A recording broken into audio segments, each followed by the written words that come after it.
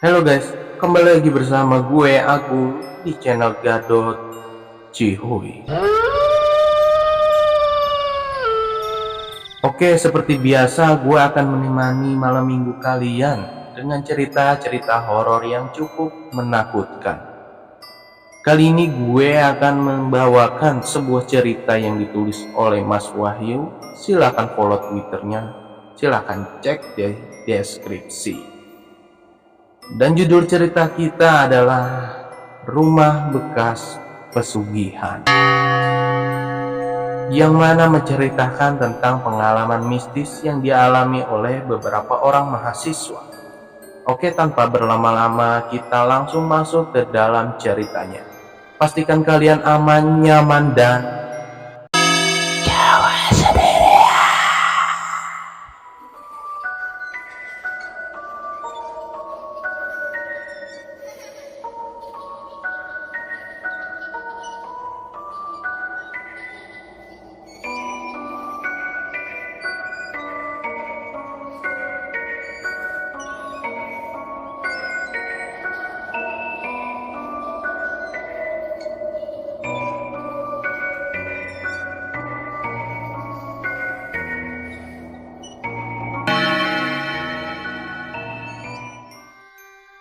sudah lebih dari 10 tahun yang lalu, tatkala aku mengenyam pendidikan tinggi yang jauh dari rumah. Ada sebuah kenangan yang mungkin hingga sekarang menjadi salah satu kenangan yang tak terlupakan saat aku mengingatnya. Pasti aku akan bergidik ngeri dan tidak percaya aku pernah mengalaminya. Bagaimana tidak, aku yang memutuskan mengambil kontrakan rumah dengan kawan-kawan dengan niatan untuk lebih hemat, malah membuat kami ketakutan hampir di setiap malam selama berbulan-bulan lamanya. Sebut saja namaku Joko. Kala itu aku adalah mahasiswa di salah satu perguruan tinggi di kota besar yang ada di Pulau Jawa. Sejak awal kuliahku di semester pertama, aku menempati kos yang tak jauh dari kampusku berada. Tapi seiringnya berjalan waktu, lambat laun aku mengenal satu persatu kawan satu kelasku. Dan dipertemukannya lah dengan mereka berempat, yaitu Sugeng, Anto, Pras, dan Faiz. Singkat cerita, setelah melakukan rapat rutin UKM dengan mengendarai motor, kami berlima pun pergi ke kedai kopi di dekat kampus. Basa-basi ngobrol pun kami mulai. Hampir semua topik pembicaraan kami libas semuanya. Setelah beberapa lama kami mengobrol, Sugeng pun mengatakan bahwa dia dan Anto ingin mengajak kami mengontrak rumah bersama. Karena mendengar bahwa harga sewa yang cukup murah dan rumahnya cukup luas untuk kami berlima. Akhirnya kami menyetujuinya. Singkat cerita, 3 hari pasca kami berkumpul, sepulang kuliah kami berlima janjian untuk survei ke rumah yang dimaksud Sugeng dan Anto. Kami berlima saling bonceng, aku dengan Pras, Anto dengan Joko. Sementara Sugeng sendiri memimpin perjalanan kami. Dengan jalan pelan, kami berlima berkendara menyusuri jalan. Perlahan jalan semakin sepi, seiring dengan kami yang semakin masuk wilayah perkampungan. Hingga pada akhirnya, Sugeng berhenti di depan suatu rumah yang dengan nuansa klasik dengan cat berwarna coklat terpampang nyata di depan kami semua. Rumah yang cukup luas dengan latar yang lumayan luas juga. Tapi selain itu, rumah ini nampak usang, seperti sudah tidak dihuni selama bertahun-tahun. Dan rumah ini pun berdiri menyendiri, agak jauh dari tetangga di kanan dan kirinya. Kanan kirinya hanyalah berupa tanah yang agak luas. Aku dan 4 kawanku yang lain menunggu di kendaraan. sambil melihat-lihat di setiap sudut rumah yang bisa kami lihat dari luar. Memang tidak ada yang aneh jika dilihat dari luar. Hanya ada satu pohon mangga yang tumbuh di depan rumahnya. Tapi baru saat melangkahkan kaki ke dalam rumah, tiupan angin berhembus dari dalam rumah dan keluar dari pintu yang kami semua lewati. Rasanya seperti ada yang melintas keluar dari dalam rumah. Kulihat biasa saja. Apa hanya aku yang merasakannya? Sudahlah. Aku masih tidak menganggap serius tentang hal itu. Tanpa diinstruksi, kami semua langsung berpencar melihat semua sudut rumah yang kami inginkan. Refleks aku berjalan ke sana kemari mengikuti langkah kaki. Baru masuk di ruang tamu, ada kursi goyang dari kayu. Mungkin dulunya rumah ini dihuni oleh orang tua yang senang sekali bersantai di kursi ini. Selain itu, di beberapa sudut rumah ada perabotan yang sudah tersedia di sini, seperti lemari, meja, kursi. Jadi tidak 100% kosong. Sampai akhirnya ada sebuah foto yang menyita perhatianku. Saat aku tengah melihat bagian rumah yang seperti dulunya ini merupakan ruang keluarga. Di salah satu sisi temboknya tertempel foto lawas berukuran besar. Yang di situ terdapat sepasang orang tua dengan pakaian adatnya yang khas. Ternyata foto tersebut adalah kakak dari pemilik rumah tersebut yang sudah meninggal. Saat itu kami lihat semuanya aman. Tidak ada hal-hal janggal yang kami temui di sini. Hanya rumahnya saja usang dan perlu dibersihkan sebelum kami tempati.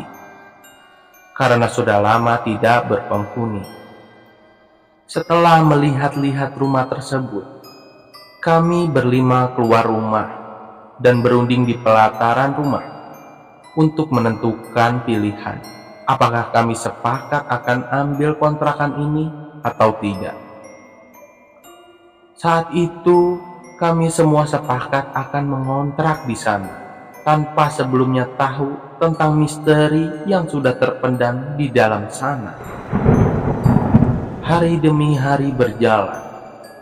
Kami berlima mulai memindahkan barang-barang ke rumah kontrakan baru yang akan kami huni. Hingga tak terasa, kos-kosan kami semua telah habis. Sekarang kami mulai pindah dan menatap di kontrakan tersebut. Masalah kamar, aku kebagian dengan Anto menempati kamar belakang. Pras dengan Faiz di kamar tengah.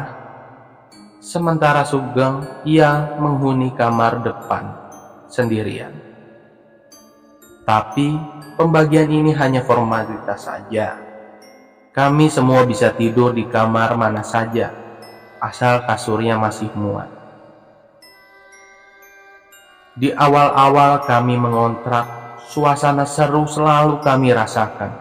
Karena enaknya ngontrak bersama memang seperti ini. Bisa susah senang bersama. Tapi suasana ini tidak berlangsung lama. Setelah 1 bulan di sini, kejanggalan pertama ditemui oleh Faiz saat ia pulang duluan ke kontrakan di siang hari. Setibanya di kontrakan, ia menjumpai rumah yang sudah dalam keadaan terbuka. Ia memanggil satu persatu nama kami dari luar. Pikirnya kami tiba-tiba ikut pulang dan mendahului Faiz. Tapi saat itu Faiz tidak mendapatkan jawaban apapun. Faiz makin penasaran. Sebenarnya ada siapa di dalam? Karena ia ingat betul, pagi tadi kami berangkat bersama dan sudah memastikan kalau pintu rumah sudah terkunci. Tapi betapa terkejutnya Faiz tatkala langkahnya sampai di depan pintu. Ia mendapati jejak kaki aneh yang tersisa berukuran lebih besar dari ukuran kaki manusia. Jejak ini bercampur dengan tanah merah, seperti tanah-tanah kuburan. Ia tidak tahu jejak kaki makhluk apa itu. Bukannya takut, Faiz malah semakin penasaran. Ia berjalan masuk ke dalam rumah, mengikuti tapak jejak yang ternyata mengarah ke loteng belakang rumah dan habis di sana. Saat dicek ke semua sudut rumah, ia tidak menemukan apapun di dalam rumah. Saat semuanya sudah sampai di kontrakan, Faiz menceritakan semuanya dan menanyakan adakah barang-barang kami yang hilang. Tapi syukurlah, semua barang aman. Malam itu saat malam semakin larut, kami semua sudah masuk kamar masing-masing. Sebagian sudah tidur karena besoknya kuliah pagi dan ada juga yang masih melek entah berbuat apa. Aku sendiri masih belum bisa tidur. Sementara Anto sudah pulas tertidur duluan. Padahal pagi nanti aku ada jadwal mata kuliah jam 7 pagi.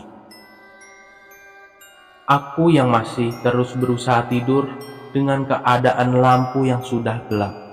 Tiba-tiba terdengar suara aneh. Dari atap rumah muncul suara seperti sedang ada yang berjalan di sana. Aku coba pastikan lagi. Barangkali telingaku yang keliru. Tapi suara langkah itu terus ada dan tambah terdengar. Lalu aku pun membangunkan Anto sambil menepuk-nepuk pundaknya.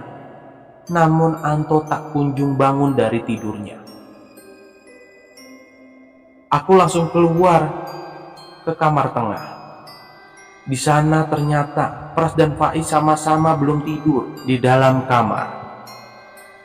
Ternyata Faiz dan Pras juga sedang diam memperhatikan suara yang berasal dari atas rumah. "Apa sih itu?" tanyaku. Mereka berdua menggelengkan kepala mereka. "Cek yuk keluar," ajakku. Mereka berdua sebenarnya takut. Aku pun begitu. Tapi bahaya lagi kalau ternyata itu adalah maling yang sedang bersiap membobol kontrakan kami. Mau tidak mau, akhirnya kami bertiga memberanikan diri keluar rumah membawa senter milik Pras. Saat di luar, kami senterin semua sudut atap rumah. Anehnya, gak ada apa-apa di sana. Faiz duluan masuk dengan lari, sehingga membuatku dan Pras ikut membuntutinya dari belakang. Sampai di dalam, suara itu muncul lagi. Kali ini kami bertiga memberanikan diri keluar rumah lagi. Lagi-lagi, kami tidak menemukan apapun di sana. Rasa cemas dan takut semakin muncul menyelimuti perasaan dan pikiran kami. "Wah, gak beres ini," ucapku saat kami bertiga sudah masuk ke dalam rumah. Sampai kurang lebih 30 menit suara langkah kaki di atas rumah terus ada sampai akhirnya hilang dengan sendirinya. Semua doa terus kami panjatkan dalam hati kami masing-masing. "Cepetan tidur saja," ucapku sambil berjalan menuju kamar. Malam itu sudah tidak ada lagi gangguan serupa. Kami bertiga simpan kejadian ini rapat-rapat dari Sugeng dan Anto. Kami kira kejadian hari ini hanya akan terjadi sekali. Tapi ini baru saja permulaan. Sekitar 1 minggu setelah kejadian itu, hujan turun sangat deras. Untungnya kami berlima sudah sampai di kontrakan semua. Saat sedang asik ngobrol, tiba-tiba terdengar suara. Suara ledakan terdengar dari luar, bebarengan dengan listrik yang padam. Sontak kami semua keluar ke ruang depan untuk mencari tahu Dari mana suara tersebut berasal? Ternyata trafo listrik yang gak jauh dari kontrakan meledak. Dan ini yang menyebabkan listrik seketika padam. Setelah mengetahui, kami semua kembali ke kamar lagi. Tapi karena listrik mati, kami semua kumpul jadi satu di kamar tengah. Ada yang tidur, mainan HP, dan ngobrol. Suasana yang awalnya tenang seketika berubah tatkala tiba-tiba kamar tercium bau anyir yang entah dari mana. Tak lama dari situ, suara ketukan muncul dari pintu rumah. "Ada yang datang," ucapku. "Jangan dibukain, di sini aja. Mana mungkin ada tamu datang saat tengah malam sama hujan angin di luar begini," ucap keras. Suara ketukan rumah terus terdengar di telinga kami semua. Tapi, suara yang awalnya pelan dan santai layaknya seorang tengah mengetuk pintu, tiba-tiba berubah kencang dan cepat, serta sesekali disertai dobrakan-dobrakan kencang. Di antara lilin yang menyala, aku lihat wajah satu persatu dari temanku yang mulai gelisah ketakutan. Kami semua hanya diam, membiarkan. Kami hanya takut kalau pintu rumah berhasil terbuka, dan makhluk yang entah apa itu masuk ke dalam rumah, lalu menemukan kami di kamar ini. Hingga entah berapa menit, suara ketukan pintu tersebut hilang dengan sendirinya. Seiring dengan hujan dan angin yang mulai reda, seakan hujan angin yang datang malam ini hanya sebagai pertanda kalau akan ada hal janggal yang datang. Kami berlima bernafas lega. Malam ini kami semua memutuskan untuk tidur bersama di kamar ini. Takut kalau ada hal-hal yang aneh lagi. Dengan keadaan gelap, karena listrik belum juga menyala, akhirnya kami pun tidur. Tapi, lagi-lagi teror ini tidak berhenti sampai di sini. Teror dan gangguan terus berdatangan di kontrakan kami, walau tidak setiap hari. Gangguan selanjutnya datang saat hanya ada aku dan Sugeng di kontrakan, sementara yang lain pulang kampung karena kebetulan hari itu bertepatan dengan libur akhir pekan. Karena di rumah hanya ada kami berdua, lantas aku dan Sugeng tidur bersama di kamar tengah. Seperti biasa, karena besok masih hari Minggu, aku dan Sugeng begadang dengan mengobrol banyak hal. Di tengah obrolan kami berdua yang semakin asik, tiba-tiba terpecah saat muncul suara aneh yang dari tembok luar. Setelah kuperhatikan, suara tersebut terdengar seperti kuku yang sedang digaruk-garukan ke tembok. Kulihat Sugeng berdiri dan menempelkan telinganya tepat di tembok yang kami curigai sebagai tempat suara itu berasal. Tak hanya suara kuku yang sedang menggaruk-garuk, kini muncul suara eraman-eraman seperti binatang buas. Sugeng yang awalnya tampak tenang, kini wajahnya seketika terlihat ketakutan. Lalu entah apa yang merasuki kami berdua, sehingga kami berani keluar melihat apa yang terjadi di luar sana. Dengan bekal senter di tangan, kami melangkahkan kaki keluar rumah. Aku dan Sugeng berjalan beriringan, karena tak seorang pun dari kami berani berjalan lebih dulu. Saat di luar, jantungku seketika berdegup kencang. Sugeng pun tiba-tiba memejamkan matanya sambil beristighfar berkali-kali. Bagaimana tidak?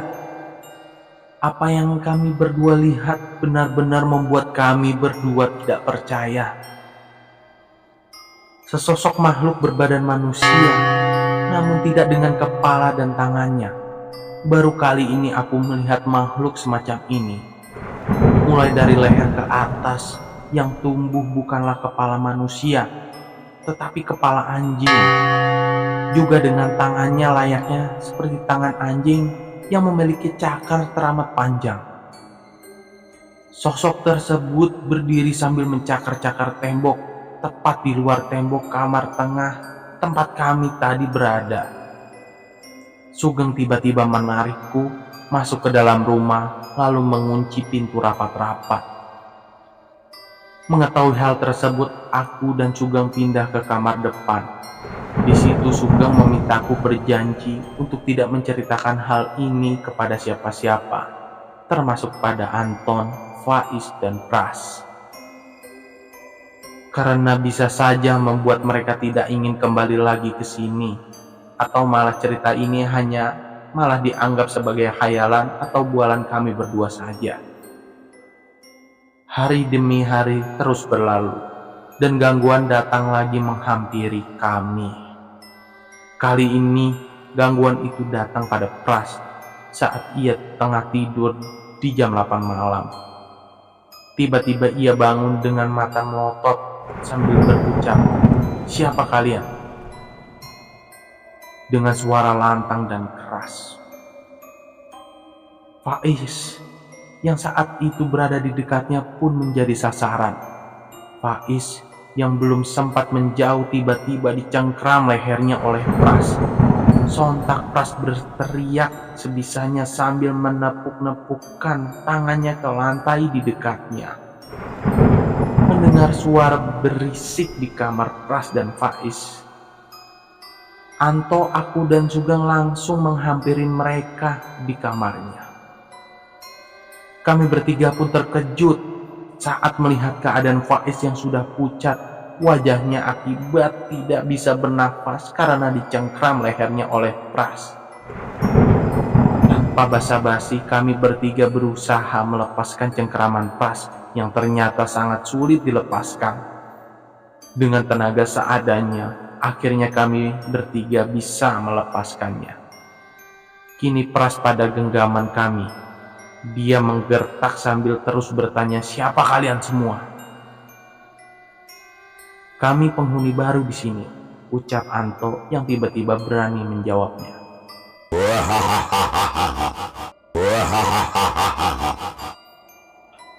Sosok di tubuh Pras malah menertawakan kami dengan suara keras layaknya seorang buto yang sedang tertawa. Kami berempat bingung harus melakukan apa agar sosok di tubuh Pras keluar. Kami hanya bisa mendoakannya dengan doa-doa yang kami bisa. Tapi lagi-lagi ia tertawa keras hingga membuat kami takut mendengarnya. Sosok tersebut keluar sendiri dari tubuh Pras. Alhamdulillah, lega saat melihat Pras sadar lagi. Singkat cerita, malam itu saat Pras sudah membaik, ia bercerita tentang kejadian tadi seingatnya. Dengan mata dan intonasi suaranya yang masih terdengar takut, Pras bercerita, tadi saat ia tengah tidur dalam bawah sadar, ia melihat ada sosok makhluk berbulu lebat berwarna hitam dan berkepala anjing setinggi langit-langit rumah. Tiba-tiba datang dari atas menimpaku. Setelah itu, ia tak sadar lagi apa yang dirasakannya. Di hari itu, rasa takut dan was-was mulai menghantui teman-temanku seisi rumah. Bahkan, tidak seorang pun dari kami yang berani pulang sendiri lebih dulu ke kontrakan saat jam kuliahnya belum selesai. Jadi, jika ada yang selesai jam kuliah lebih dulu, maka harus menunggu minimal 1 orang lagi untuk berani pulang ke kontrakan. Beberapa hari setelah itu, teman-teman kuliah berencana ingin main ke kontrakan seberes jam kuliah. Aku dan yang lain pun menyambutnya dengan baik. Jarang-jarang di kontrakan kami ramai, pikirku. Siang hari seberes kuliah kami menuju kontrakan bersama-sama. Semuanya tampak biasa saja saat sampai di kontrakan. Tapi ada satu teman perempuanku, sebut saja namanya Ningsih. Sejak masuk area rumah ia terlihat berbeda. Aku sempat memergokinya saat sedang berdiri mematung sambil melihat pohon mangga yang ada di depan rumah. Tak berselang berapa lama, saat yang lain sedang mengobrol dan ada yang tidur, tiba-tiba salah satu temanku namanya Farid, ia sedang tiduran, tiba-tiba kejang-kejang sambil memegangi dadanya. Ia terlihat seperti sedang menahan sesuatu yang menimpanya di dadanya. Semua kebingungan. Sontak aku ikut membantu memegang dan menahannya. Ada juga yang hanya melihat sambil ketakutan, tapi tidak dengan ningsih. Ia hanya berdiri memperhatikan Farid yang sedang kejang-kejang. Di antara kami yang mencoba menyadarkan Farid, ada yang membacakannya dengan rapalan-rapalan doa dan ayat-ayat Quran. Tapi Farid tak kunjung sadar. Ningsih yang semula hanya diam, tiba-tiba mendekat menghampiri. Ia meminta sedikit tempat untuk di samping Farid. "Mau apa kamu, Ning?" tanyaku, karena bingung dengan gelagatnya.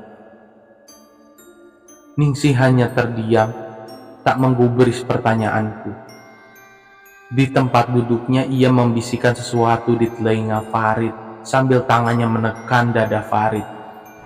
Ini dilakukannya hingga kurang lebih 1 menit. Semua yang ada di situ bingung melihatnya. Tapi ajaibnya, tak lama Farid sadar dengan keadaan nafas yang tak engah-engah. Di sini setelah berteman cukup lama dengan Ningsih, aku baru sadar jika Ningsih paham dengan hal-hal magis. Sementara di dalam, Farid masih terlihat bingung dan kosong penglihatannya. Setelah sekian lama, akhirnya Farid pun menceritakan apa yang baru saja dia alami. Dia mengaku bahwa ada sesosok makhluk yang menginjak dadanya. Setelah semuanya aman, teman-temanku pamit pulang. Kejadian hari ini menambah rentetan teror yang kami dapati berlima di rumah kontrakan ini. Jika ditanya apakah kami semua tidak takut, tentunya iya. Tidak ingin pindah? Ada keinginan, tapi kami mempertimbangkan biaya yang sudah kami gelontorkan untuk membayar uang sewa rumah ini. Malamnya seperti biasa kami tidur di kamar masing-masing. Tapi ternyata sial. Teror ini tiba-tiba datang lagi. Dan kali ini aku yang menyadari dulu saat berada di kamar dengan Anto. Saat aku tengah asik merebahkan lelah, setelah seharian banting tulang mencari dosen ke sana kemari karena tugas kuliahku, tiba-tiba suara eraman yang waktu itu sempat aku dengar muncul lagi. Aku berusaha tenang agar Anto tidak curiga, tapi ternyata Anto pun juga menyadari bunyi tersebut. Tanpa pikir panjang, aku langsung menyuruh Anto agar kita semua keluar dari rumah ini. Aku dan Anto pun membangunkan seisi rumah dan memberi peringatan kalau ada hal janggal lagi yang akan menghampiri kami semua malam ini. Suara eraman itu terdengar semakin jelas dan terdengar semakin banyak. Tak perlu waktu lama, kami berlima mendengar semua. Baru saja kami ingin keluar dari rumah ini, langkah kami berlima terhenti di depan pintu rumah. Tatkala melihat banyak sekali makhluk berjejeran sedang berdiri menatap kami. Tidak hanya manusia berkepala anjing yang sempat kutemui tempo lalu, tapi kali ini banyak sekali pocong berwarna hitam, genderuwo, serta manusia berkepala babi pun ada di sana. Dan masih banyak lagi. Entah ada berapa jumlahnya. Tak sempat ku perhatikan semuanya satu persatu, karena jangankan memperhatikannya, Melihatnya saja aku sudah enggan karena bentuknya yang menyeramkan dan menjijikan. Hasrat semakin ingin berlari pun semakin kuat, tapi kakiku dan yang lain tiba-tiba tidak bisa digerakkan, seperti terkunci di tempat. Semua kebingungan dan ketakutan. Semua anggota badan kami bisa kami gerakkan, tapi tidak dengan kaki yang hanya diam terkunci tepat di depan pintu rumah. Berkali-kali aku berusaha menggerakkan, berkali-kali aku juga gagal. Di sisi lain, makhluk-makhluk itu kali ini tidak hanya menatap kami dengan matanya yang memancarkan warna merah dengan taring dan cakarnya yang panjang. Mereka mulai menghampiri ke arah kami berlima. "Tolong, tolong!" teriak kami bergantian. Berharap ada seseorang yang mendengar teriakan kami. Berkali-kali kami berusaha berteriak, tak ada seorang pun datang. Jantungku semakin berdebar ketakutan tatkala makhluk-makhluk itu semakin mendekat ke arah kami. Kami terus berusaha meminta tolong sekeras dan sebisa kami. Tapi nasib baik belum menghampiri. Entah kala itu jam menunjukkan pukul berapa, hingga tak seorang pun mendengar kami. "Aku bisa lepas!" teriak Sugeng. Tiba-tiba ternyata kakinya bisa digerakkan lagi. Sontak Sugeng berlari keluar rumah mencari pertolongan. Di sisi lain, makhluk-makhluk yang menyeramkan itu kini mengelilingi kami yang tinggal berempat di situ.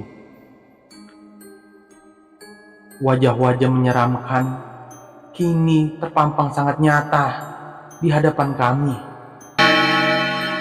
Taringnya yang sangat panjang dengan air liurnya yang terus keluar dari mulutnya. Dengan bau busuk yang sangat menusuk membuat beberapa di antara kami muntah saat itu juga.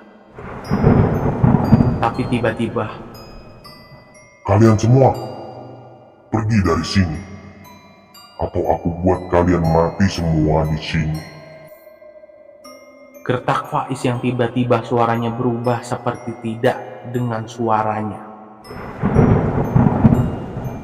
"Jangan hanya tengok-tengok kalian, dengarkan ucapanku. Kalau kalian berani menganggap remeh ucapanku, aku buat berantakan hidup kalian semua. Seperti yang aku lakukan ke manusia yang pernah menghuni rumah ini sebelumnya." Ucapan yang mengancam kami semua. Tak seorang pun dari kami berani menjawab perkataannya.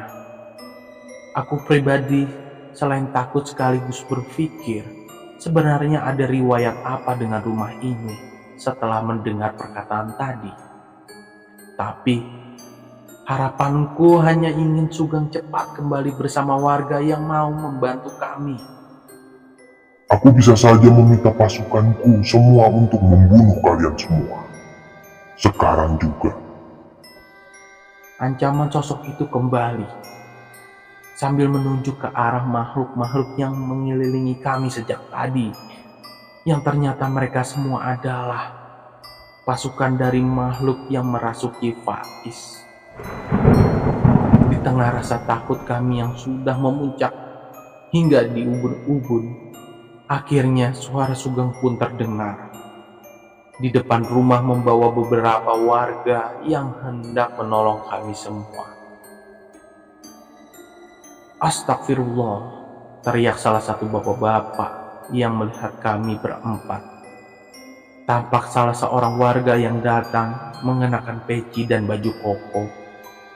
Beliau terlihat mulai melakukan sebuah gerakan-gerakan dengan mulutnya yang seperti merapal doa. "Allahu Akbar, Allahu Akbar." Hanya kalimat takbir yang bisa ku dengar dengan jelas dari beliau. Beliau berusaha membantu membebaskan kami berempat yang masih terbelenggu oleh makhluk-makhluk menyeramkan ini. Hingga cukup lama, akhirnya kami bisa bebas dan menggerakkan kaki kami lagi. Kami berempat diangkat ke ruang tamu dalam rumah. Di situ bukannya keadaan berangsur membaik, malah semakin menjadi-jadi. Karena di dalam rumah ternyata sudah banyak demit-demit yang terjaga di setiap sudut rumah. Akhirnya kami pun keluar dari rumah tersebut dan dibawa ke pos kampung. Di sana kami berlima disuruh memulihkan energi-energi kami yang sudah terkuras sejak tadi. Sementara Pak Muhlis masih terlihat merapalkan doa-doa yang entah aku sendiri tidak tahu ditujukan kepada siapa. Singkat cerita, kami berlima tidur di rumah Pak Muhlis. Di sana kami langsung disuruh istirahat setelah sebelumnya kami ditanya soal riwayat rumah kontrakan yang kami huni. Sementara kami semua juga tidak mengetahuinya. Pagi datang, kami dibangunkan oleh Pak Muhlis karena Pak Tohir sudah datang. Dan ternyata ada Pak RT juga yang datang. Akhirnya Pak RT pun bertanya kepada penyewa dari rumah ini, apakah kami sudah tahu cerita tentang rumah ini. Lalu Pak RT pun menceritakan tentang kejadian-kejadian yang dulu pernah dialami di rumah tersebut. Jadi begini deh, rumah itu dulunya milik Pak Cipto. Pak Cipto dulu tinggal dengan istri dan 1 orang anaknya. Tapi singkat cerita, Pak Cipto ini melakukan pesugihan yang mana beliau ini memuja iblis-iblis yang didapatinya dari suatu tempat. Hingga tega menumbalkan anak-anak dan istrinya. Hingga suatu saat Pak Cipto ini tidak bisa memberikan tumbal lagi sebagai syaratnya.